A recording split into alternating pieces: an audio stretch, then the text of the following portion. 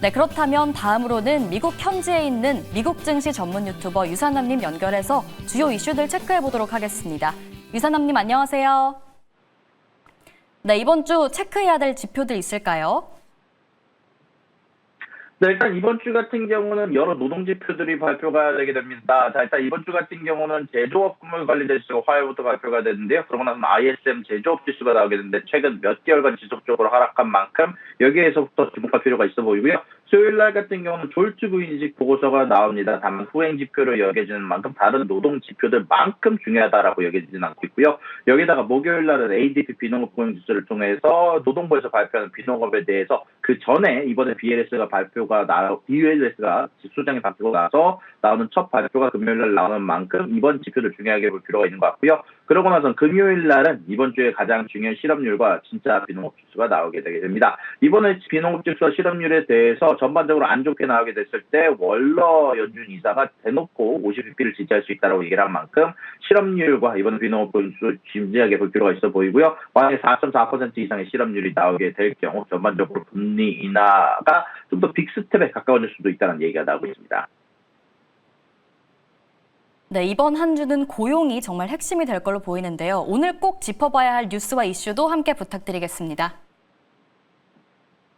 근데 주말 사이에 재미난 뉴스들이 좀 많았습니다. 특히 저번 주 금요일 날 뉴스가 나오긴 했지만 시장에 반영이 되지 않았던 도널드 트럼프 대통령의 상호 관세가 사법부로부터 위법이라는 판결을 받으면서 결국 최종 명은 연방 대법원에서 가려지게 됐습니다. 전 세계 무역 지형을 뒤흔들 수 있는 만큼 중대한 상황입니다. 그리고 대법원의 판단에 이목에 집중이 되고 있는데요. 현지 시간으로 지난 금요일 워싱턴 연방 순회항 상소법원은 트럼프 행정부가 부과한 상호 관세에 대해서 대통령의 권한을 넘어선 불법적인 조치라고 판결했습니다. 이는 지난 5월 미국 국제무역법원의 1심 판결을 재확인한 건데요. 재판부의 핵심 논리는 명확했습니다. 트럼프 대통령의 관세 부과에 근거로 삼은 IEEPA 국제비상경제권한법은 적국에 대한 자산 동결과 같은 제재를 위한 법이지 대통령에게 무제한적인 관세 부과 권한을 준 게 아니라는 건데요. 재판부는 법 어디에도 관세나 그 유사한 것을 부과할 권한이 명시되지 않기 때문에 의회가 대통령에게 무제한적 관세 권한을 주려 했다라고 보이지 않는다라고 지적을 했고요. 판결 직후 트럼프 대통령이 즉각 반발하면서 크게 노했는데요. 자신의 소셜미디어 트루스 소셜을 통해서 재판부가 정치 편향적이라고 비판하면서 모든 관세는 여전히 유효하며 이 관세가 사라지면 국가의 총체적 재앙이 될 것이다라고 강조했습니다. 그러면서 연방대법원 상고에서 반드시 관세를 지켜내겠다라고 밝혔는데요. 항소부는 트럼프 행정부가 대법원에 상고할 시간을 주기 위해서 이번 판결의 효력 발생 시점을 10월 14일로 유예를 했습니다. 따라서 대법원의 최종 판결이 나오기 전까지 현재 부과된 상호 관세는 그대로 유지가 되고요. 이제 공은 연방 대법원으로 넘어갔습니다. 만약 대법원이 하급심의 판결을 유지한다면 트럼프 대통령이 펜타닐 유입 등을 이유로 중국, 멕시코 등에 부과했던 관세와 전 세계를 상대로 부과했던 관세는 모두 무효가 되고요. 여기 이 경우 관세를 피하기 위해서 미국과 협상을 벌여온 한국 등 여러 국가의 무역 합의가 원점으로 도갈 가능성도 있으며 만약에 추가적으로 관세를 여태까지 불법적으로 징수했다라는 판결이 난다면 여기에 대한 부분을 돌려줘야 되기 때문에 시장에 여기에 대한 여파는 어마어마해질 것으로 예측이 되고 있습니다. 반대로 대법원이 트럼프 대통령의 손을 들어준다면 관세는 유지가 됩니다. 다만 철강이나 반도체 등에 부과된 개별 품목 관세는 무역 확장법이라는 다른 법을 근거로 하고 있어 이번 소송과 관계없이 유지가 될 예정이고요. 다만 미국 연방대법원은 6대3 정도의 트럼프 보수 우위의 구도를 보이고 있기 때문에 여기에 대해서 아직까지 여기 어떤 식으로 판결이 날지는 반반으로 나뉘고 있는 상황이라고 얘기할 수 있을 것 같습니다.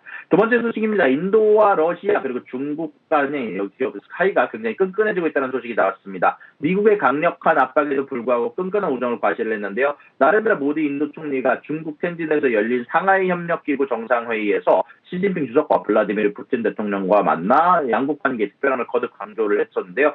모디 총리는 푸틴 대통령과의 양자회담 모두 발언에서 인도와 러시아는 특별하고 특권적인 파트너십을 맺고 있다. 가장 어렵고 힘든 시기에도 양국은 항상 서로를 지지하다라고 밝혔고요. 또한 올해 말로 예정된 푸틴 대통령의 인도 방문을 간절히 기다리고 있다라고 덧붙였습니다. 현재 두 정상의 만남은 트럼프 미국 대통령이 인도의 러시아산 원유 구매를 공개적으로 비판하면서 50%의 관세를 부과한 가운데 이루어졌고요. 현재 트럼프 행정부는 인도가 푸틴의 전쟁 자금을 내고 있다면서 징벌적 조치로 미국으로 향하는 인도산 제품에 아시아 최고 수준의 50%의 관세를 부과한 바 있고 다만 이런 부분에도 불구하고 모디 총리와 푸틴 대통령은 이날 따뜻하게 포함하면 변함없는 관계를 보여줬습니다. 특히 두 정상은 예정에 없던 깜짝 승부를 보여주기도 했는데 푸틴 대통령의 차에 함께 타고 오면서 1시간가량 이야기를 나누면서 회담장으로 이루어서 전반적으로 눈길을 끌었다라는 평가가 나오고 있고, 인도 정부는 트럼프 대통령의 조치가 불공정하다고 맞서면서 러시아산 원유를 줄일 힘을 보이지 않고 있고, 여기에다가 추가적으로 중국과의 관련 관계도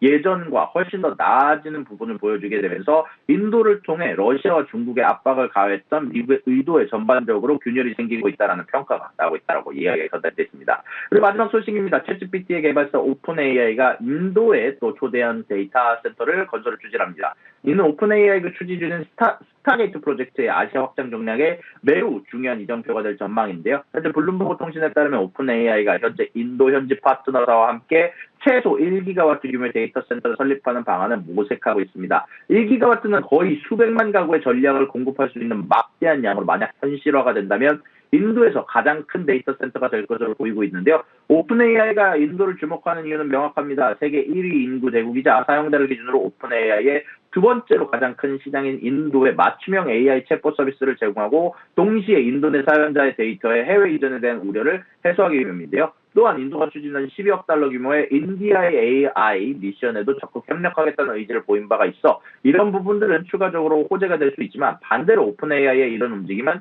트럼프 행정부와 인도 간의 무역 갈등이 고조되는 가운데 나온 것이라 전반적으로 제재를 받을 수도 있다는 얘기가 나오고 있습니다. 실질적으로 앞서 말씀드렸던 것처럼 트럼프 대통령이 현재 인도에 50% 관세를 부과를 하고 있는데 여기에 대해서 갑자기 관리가 냉각될 수 있다는 얘기가 나오고 있고요. 이러한 상황 속에서도 오픈AI가 인도 투자를 강행한 배경에는 AI 기술 패권을 둘러싼 미국의 대중국 전쟁 전략이 깔려 있다는 분석이 나오고 있습니다.